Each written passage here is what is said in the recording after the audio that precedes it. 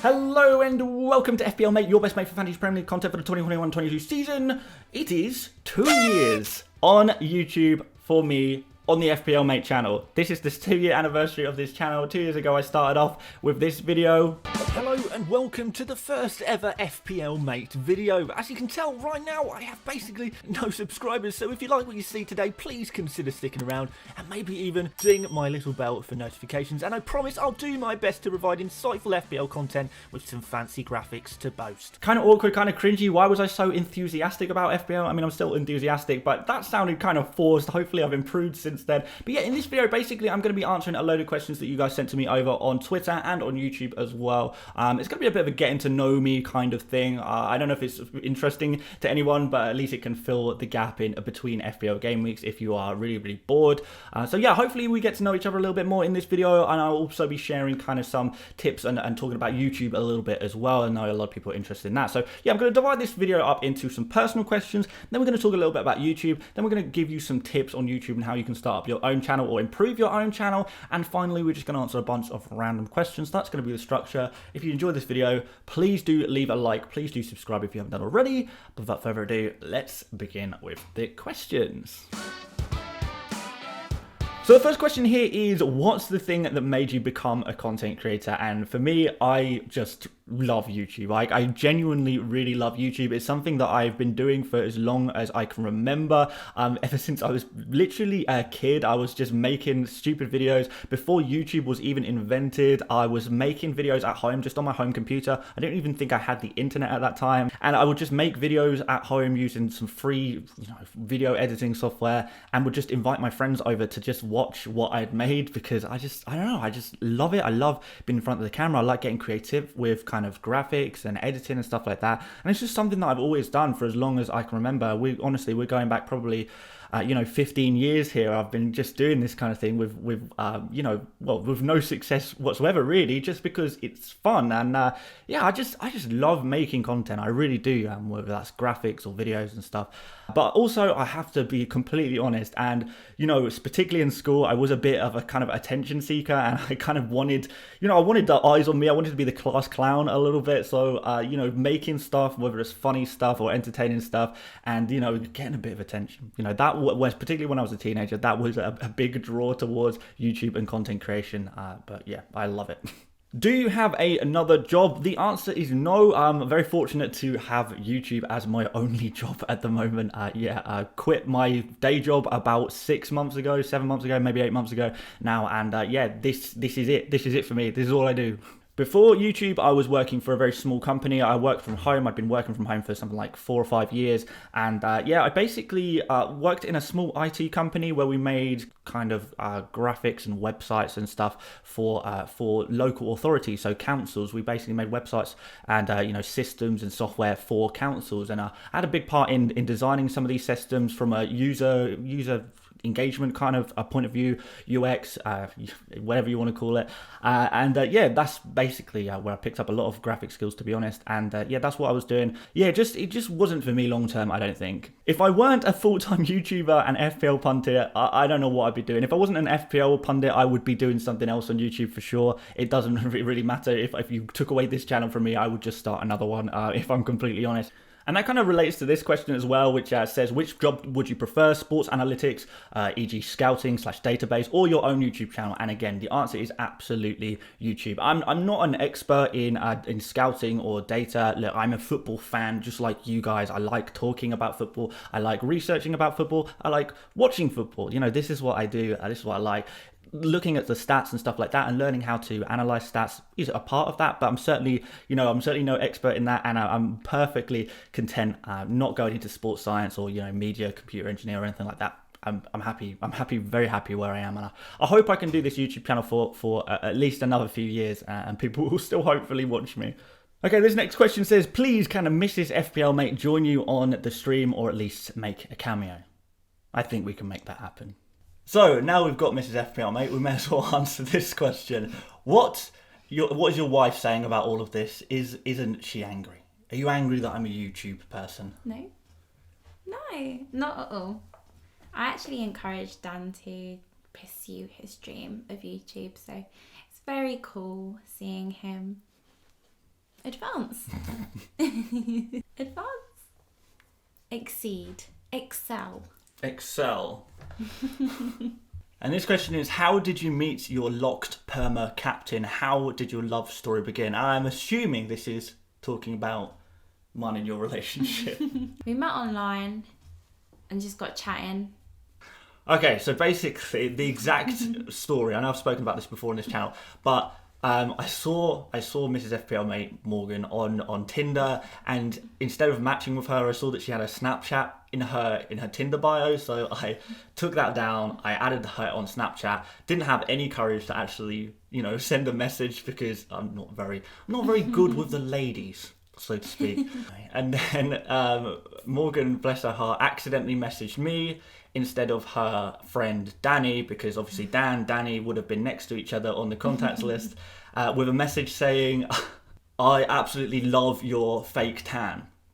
Now, for those of you who don't know, I know you can't really tell with all of this lighting, but I have quite dark skin. I'm a mixed race, and I don't have a fake tan. I'm just a mixed race chap, and yeah, she'd accidentally sent this message, and I was like, okay, actually it's completely all natural, but thanks. I didn't know it was a mistake. I thought maybe she was maybe a bit racist. But as it turns out, it was just an innocent message to the wrong person. Her friend had just got a spray tan to go to a prom or something like that, a school social. I found it funny, to be honest. It was a really funny, awkward situation, and it was a really good icebreaker, to be honest. Although it should have probably made things more awkward, it actually was like a bit of a conversation starter in a way.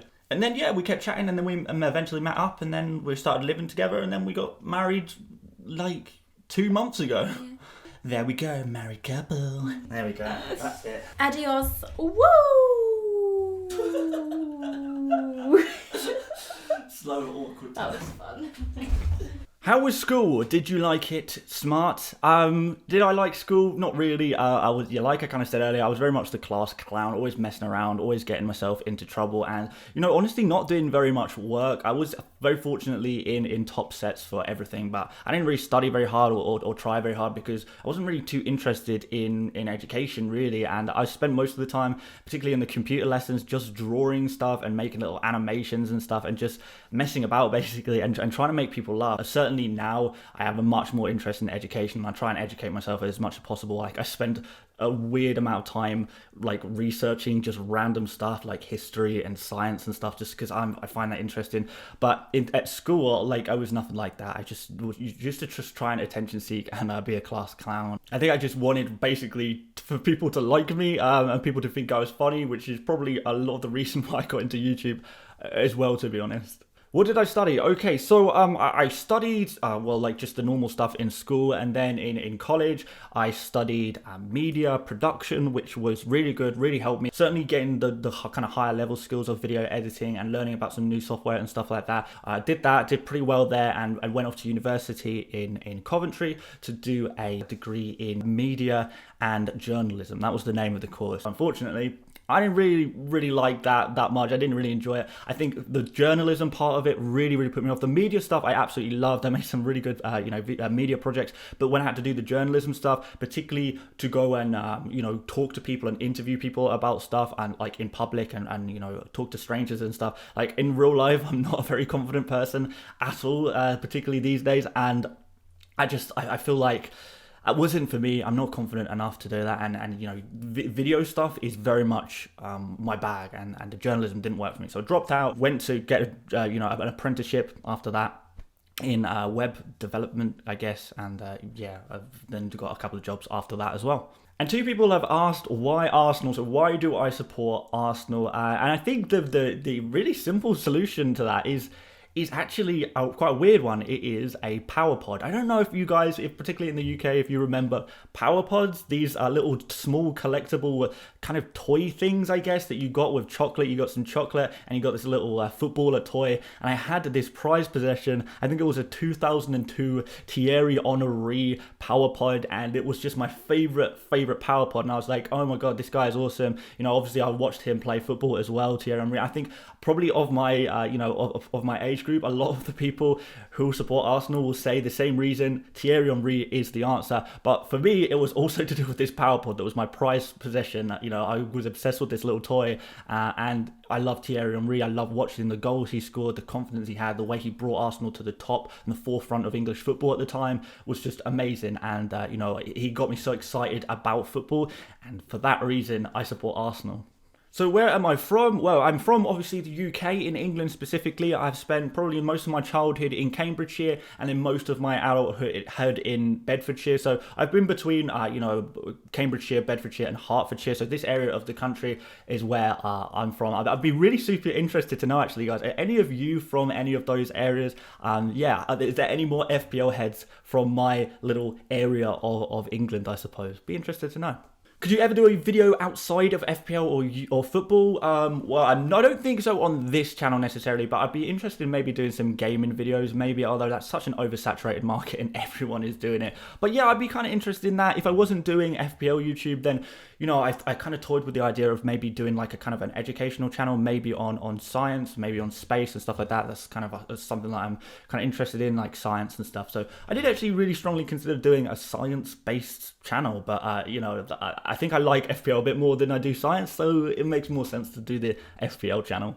And finally, on this section, what is the best moment in your career? And honestly, I thought it would be the hitting 100,000 subscribers. Obviously, that was a really, really good moment for me. But genuinely, I really feel like the best moment in my career was handing my letter of notice in to my previous job last spring, and just knowing that I was going to become a full-time YouTuber and I was going to finally achieve my dream, something I've been doing for 15 years, making videos for, you know, for no money really, and just for fun. And I finally get to, just knowing that you get to do something that you just enjoy doing for fun, for a living. There is no greater honor. And, you know, I'm so thankful that you guys have put me here. Obviously, 2 years ago, I made this channel and this has happened. And it's absolutely amazing. So that would be the moment when I handed in that letter of resignation.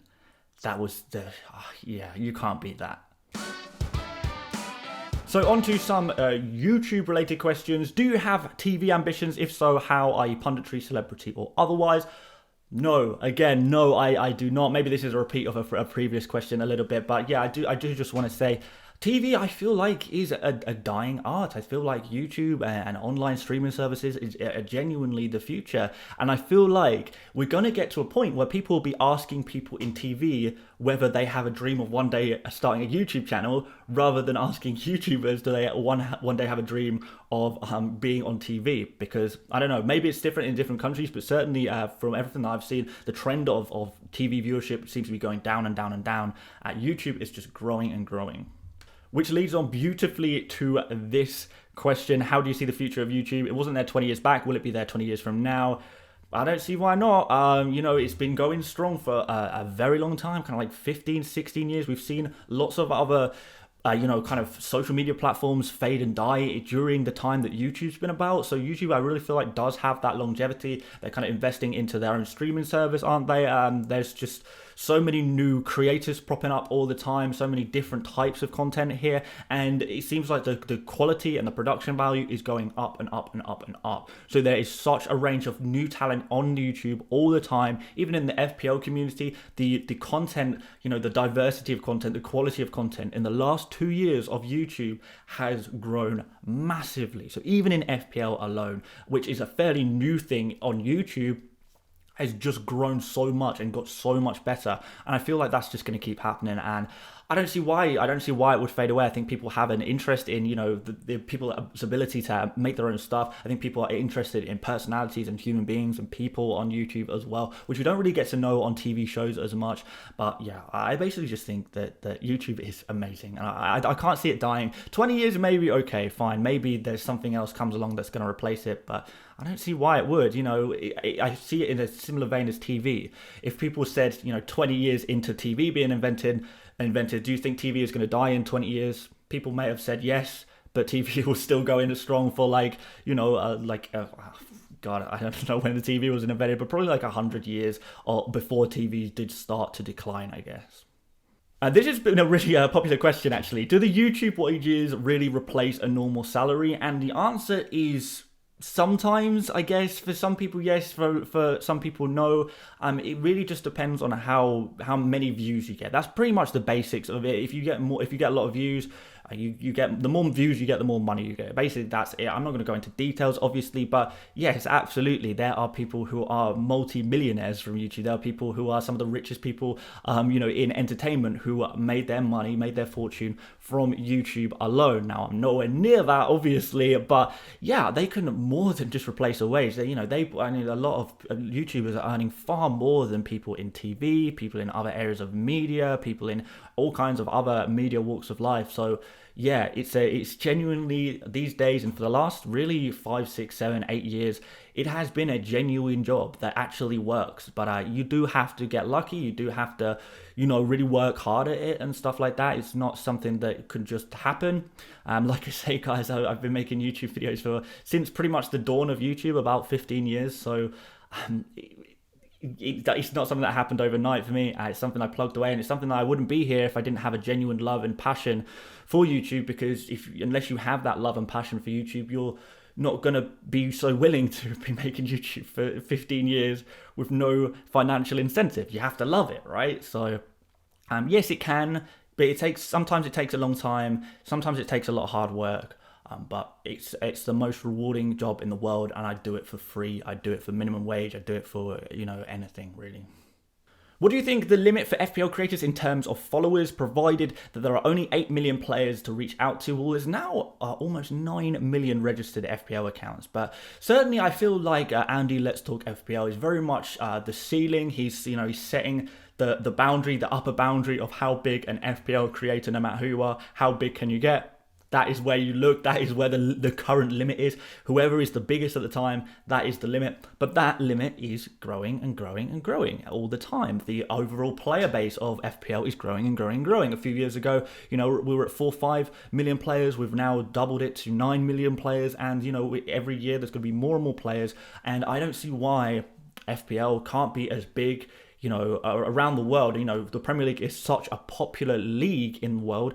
It's maybe not in terms of revenue, but in terms of overall viewership, is probably bigger than the NFL. And we know the industry around fantasy football in America, the NFL fantasy, is enormous. It is huge. There is constant TV shows on it. There is so many YouTubers on it. There's so many podcasts and shows and radio shows, and it is enormous. And there are millions of people subscribing to all of these fantasy sports platforms.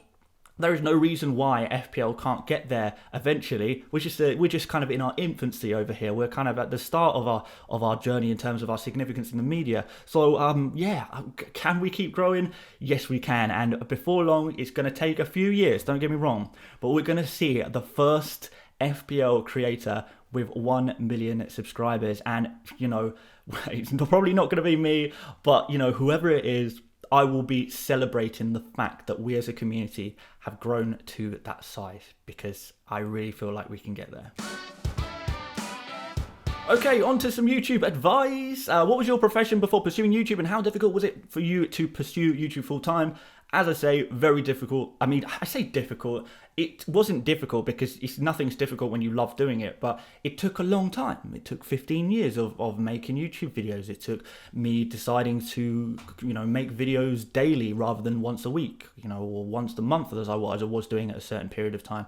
So yeah, it's difficult to get there, but you get to a point where your YouTube earnings are starting to compete with your day job earnings, and that's kind of the situation I found myself in. And to be fair, my wage for my day job was pretty low, to be honest. Certainly far below average for someone of my age, perhaps.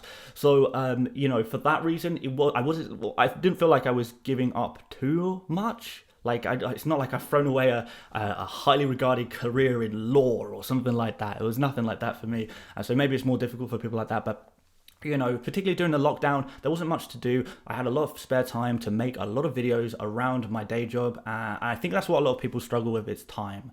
And also passion, unless you're passionate about it, unless you can find time for it, which may be difficult if you have, you work a lot, or, you have family and stuff like that. I can see why it could be really difficult, but For me, actually, it wasn't super difficult just because I enjoyed every moment of it, and like I say, I'd do it for free.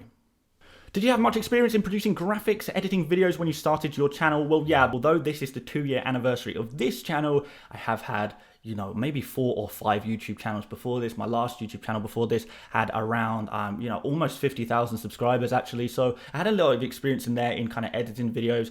So yeah, that was a big part of it. I know, that's a lot of, it puts a lot of people off. I don't really know what I'm doing. I don't have YouTube experience. Sometimes it takes a few tries. Even the biggest YouTubers that you see online, like KSI, for example, that was not his first YouTube channel. He had experience before, but you don't get the experience without doing the first channel. There has to be a first channel for there to be a second better channel and stuff like that. And, you can even stick with the same channel, and maybe you don't like your old content. Like, I certainly despise a lot of my old content, and that's for sure. And you evaluate it, you kind of say, is this what I want to do, can I do better, etc., etc. But you have to make that first step in order to get there, really. How did you learn about editing videos and creating content in general?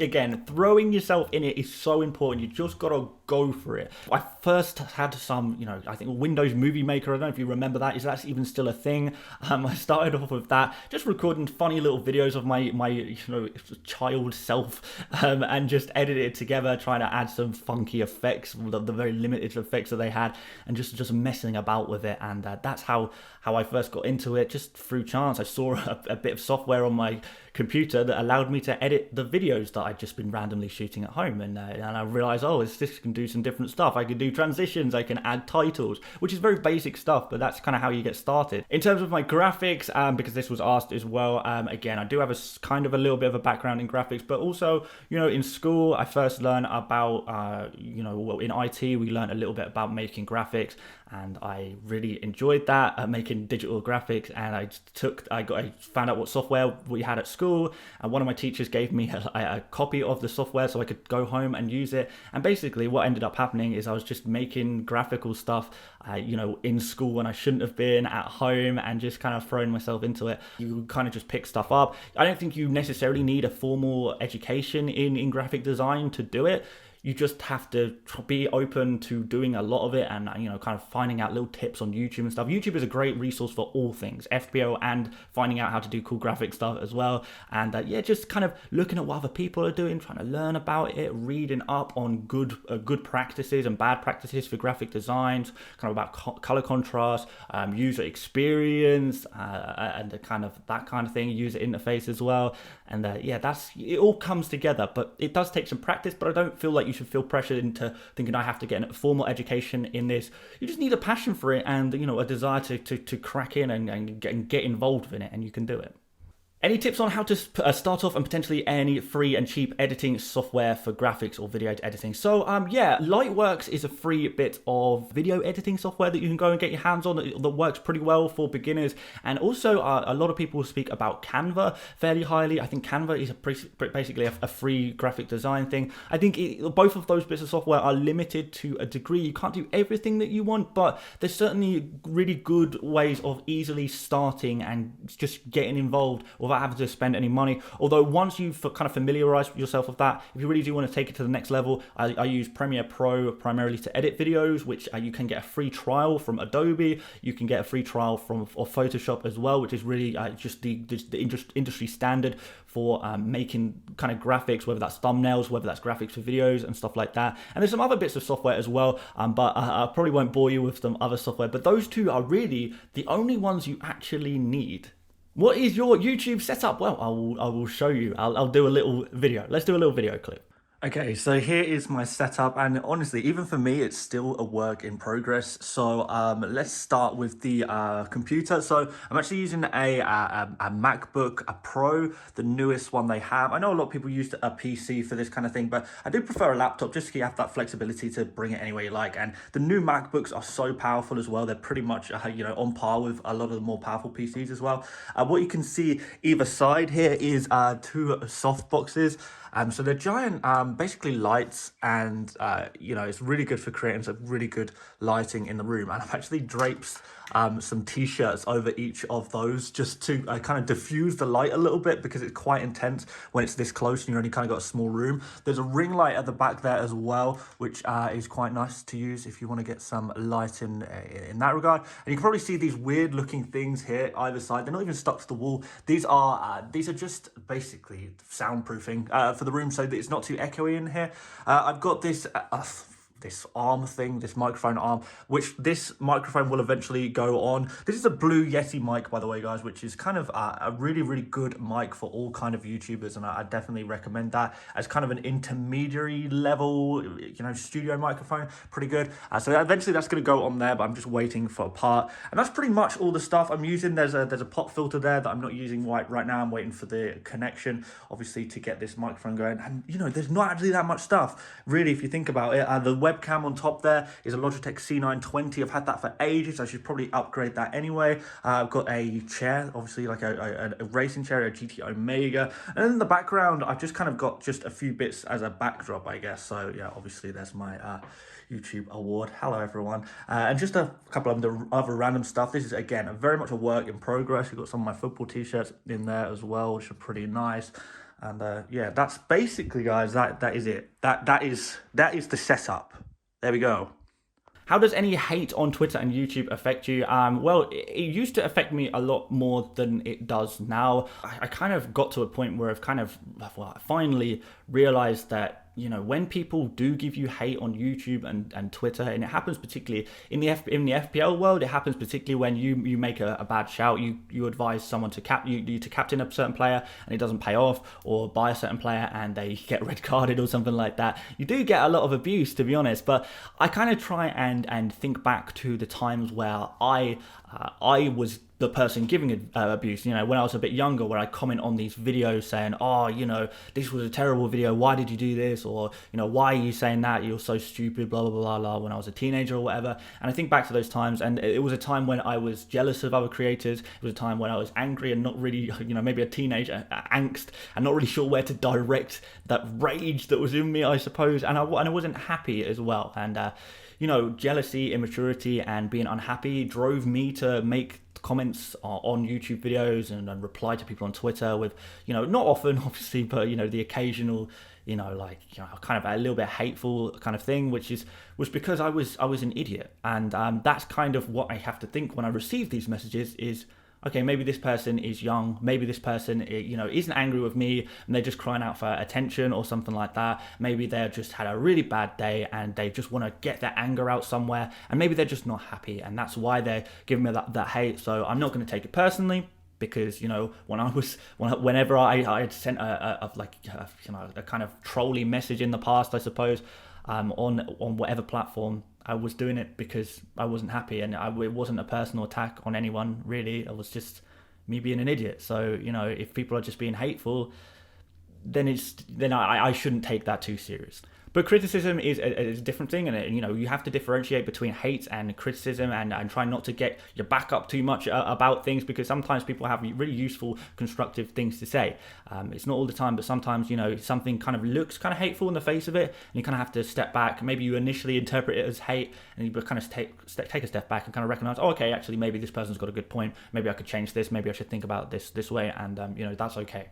What advice would you give for someone who wants to start up a YouTube channel? And the advice, you may have guessed it because I kind of mentioned it already, but just do it. Just go for it. Everyone starts somewhere. Whether you're an 11, 12-year-old like me, just making videos on my home computer before I even had the internet, or you're an adult, you've been doing other stuff your whole life, you've built up an expertise in a certain topic, and you want to share that with the world, and you can't do that unless you get started, and you have to accept that your initial product is not going to be perfect. Mine wasn't. No one's is. Everyone starts somewhere, but you can't start somewhere unless you start. So I really would just recommend just throwing yourself in it, trying to look up, see what other people are doing. I mean, I feel like a big bit of advice, once you've got to grips with a little bit of how to use the software, how to, sit in front of a camera, how to set up your lighting, that kind of stuff. After you've kind of learned the very, very basics, after that, you can kind of look at other people within your own kind of genre, your own niche, like if you're FPL, for example. what are the other big FPL YouTubers doing? Can I do something similar to that? And then from there, you go from a very basic, I'll be honest with you, you're kind of copying, you're kind of imitating other people in a way, you're kind of making similar graphics and stuff like that, but that's good practice. It's a good place to start. You get yourself up to a certain standard, and from there you can start to try and develop your own identity, which is exactly what I did on this YouTube channel. Like when I first started YouTube, you probably, my content was no different or more interesting than any other FPL YouTuber at that time, but I kind of figured out what I could do better, what I could do different, and kind of started to develop my own brand, I guess. And it just kind of happens over time. But you have to start somewhere, and you have to accept that when you start, you're not going to be great, but that's okay. You can't get better unless you just throw yourself in it and keep trying, even if it takes you 15 years to get it right, like for me. And finally, a bunch of random questions. This is just a classic Q&A question that happens in every Q&A video I've ever seen. But would you rather fight 10 duck-sized bears or 1 bear-sized duck? And there is a correct answer. The answer is 1 bear-sized duck. A duck's body plan structure is designed specifically to be duck-sized. They have hollow bones. They have, wings and like very skinny legs. And if they grew to the size of a bear, they would collapse under their own gravity and would be useless. And they'd be very easy to fight once they collapsed under their own gravity. They'd arguably fight themselves because they would be fighting with gravity. I told you guys, I am a science nerd and I don't care. That is the correct answer. Do you miss the long hair? Absolutely, of course I do. Some of you guys who've not been watching for so long won't remember, but as recent as last summer, this is the hairstyle that I was rocking with. It's, it's a very trendy, fashionable hairstyle that, I should have definitely kept this one, right? No, I think I look a lot better now with this shorter hair, and honestly, I genuinely don't think I would come this far on YouTube if I still had that hair. I mean, how can you take this Barnet seriously? Why did you choose the name FPL Mate? I actually wrote down so many different FPL related names, like FPL Companion, FPL Help, FPL Helper, all kinds of random names of what I thought could be a good YouTube channel. And basically, I decided it based on what was already taken, what Twitter name was available, what YouTube name was available that no one else was using, and that's kind of how I ended up with FPL Mate. I kind of like the idea of being like an FPL mate, a friend. Keep things fairly casual, not too heavy, not too data heavy, not too intense, and maybe I want this to be a place for kind of everyone, no matter what kind of experience level you have at FPL. And for that, you don't need the teacher, you don't need someone to talk down on you. You need a mate to help you out, and that's kind of hopefully what I've kind of built over here. Do you gamble? The answer is actually no. I have never placed a bet in my life, actually. I'm really strict on myself on that. I am very much of the opinion that if you never start gambling, you can never be down on money. You can never lose. The odds, if we're talking very technically, the odds will always be against you. If you're someone who has betted 0 times compared to someone who's bet once, on average, the person who has bet 0 times will be higher up. But some people like gambling, some people like it from an entertainment point of view. It's not for me. I don't judge anyone who does do it.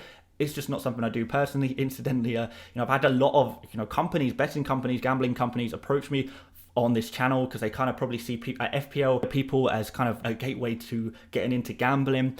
It's something I'm kind of really distanced myself. I've been offered some really lucrative deals to promote gambling sites and companies, and it's just not something I want to do because I appreciate that FPL is very much an escape for a lot of people from gambling, and I just don't want to tempt people into doing it. If you want to do it, fine. I don't want to play a part of that.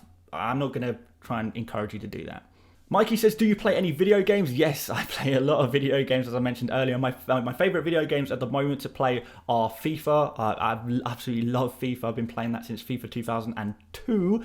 That's a long time ago. I'm sure a lot of you guys weren't even born then, I guess. But maybe I'm getting a little bit old. I play a lot of Call of Duty at the moment. I've obviously been playing that since Call of Duty 4 was the kind of gateway for a lot of Call of Duty nerds. The last couple of years, I've been playing a lot of Apex Legends as well, which I genuinely think is the greatest ever first-person shooter game ever made. So those are the games I really enjoying at the moment. So yeah.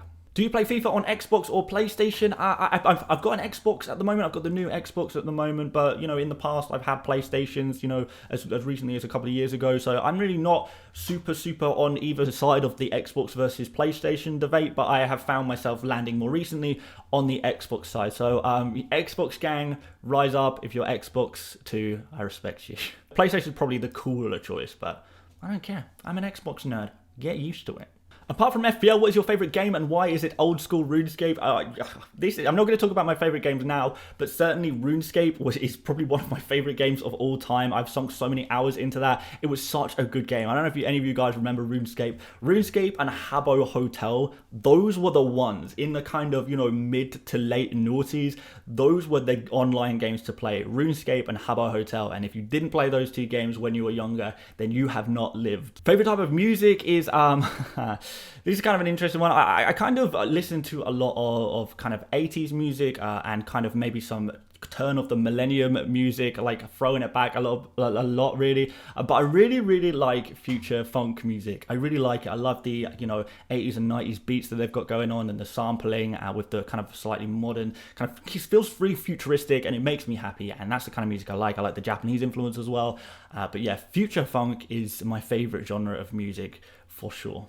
FPL Philip says, if you had to pick one song to sing on karaoke, what would it be? I've got a few favourites. What's Up by the Four Non-Blondes. I think that's a fantastic karaoke song. And Numa Numa, that song as well. Dragonos Dinte. It's not in English, but it's very fun to sing in karaoke. Favorite movie and TV show? My favorite movie is Interstellar, the sci-fi thriller. It was amazing, and it's got a load of real science in there as well, which is very cool. As for TV shows, I don't really know. I guess I'll probably an anime of some variety. I'll probably go for Code Geass, the anime. That's definitely my favorite anime of all time. But there's obviously so many animes that I absolutely love. But yeah, maybe Scrubs for a non-anime TV show. That was one of my favorite comedies of all time. But yeah, movie is more clear-cut. Interstellar, fantastic film. Definitely recommend it.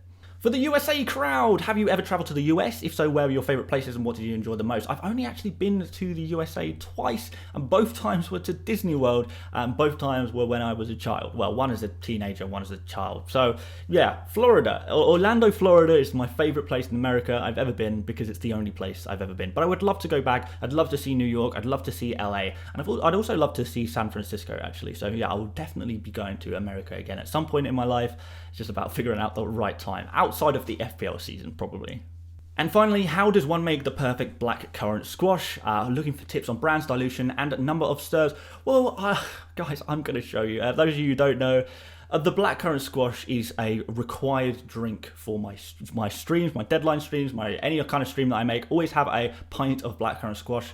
Let me show you how it's done. Right guys, so this is how you make the perfect blackcurrant squash the FPL Mate way. So first of all, we're going to get a pint glass. It is so important that this comes in a pint. You want a nice drink that's going to last you a little while. And this is my personal favourite squash here, is the apple and blackcurrant double strength squash from Asda. So very cheap squash. It's not expensive stuff at all. So we're going to pour that in. And you're going to notice, even though it's double strength, we're actually going to add quite a lot. And in this kind of shaped glass, you have to kind of be careful of the shape of the glass. We're going to go pretty strong with this one. And it really gives that royal, regal colour, which I think is just perfect. So let's fill it up with some water. I'm just going to get the tap on. Oh, sorry, you have to excuse the washing up that needs to be done here. But we're going to fill that up right to the top. Here we go. Oh, that is lovely stuff. I'm doing this one-handed, so please do excuse me. But guys, as you can see, the colour is just perfect. That is absolutely magnificent stuff. It really is a deep reddish purple hue, which is exactly what we want. It's a rich, strong squash, and that is perfect just for any of your live streams or your deadline streams. There you go, perfect blackcurrant squash. Cheers, guys. And that, guys, is the end of the video. I hope you enjoyed getting to know me a little bit more. Maybe this has been interesting. Maybe this has been super boring. To be honest, I don't know why anyone would watch this, but, you know, it seems to be a bit of a theme at, you know, big milestones and stuff like that. Just doing kind of a Q&A, getting to know you kind of thing. You know, I want to share a little bit that I am a person as well. I'm not just an FPL guy. There's a little bit more to me. I do have more than one string to my bow, so to speak. But there you go. Maybe this has been a good way of filling some time between FPL game weeks. Maybe it's been really boring. But either way, still like the video. Massively appreciate that. Subscribe if you haven't done already. I've been FPL Mate. Thank you so much for 2 years as part of the FPL family. And yeah, I'll see you next time, guys. Bye-bye.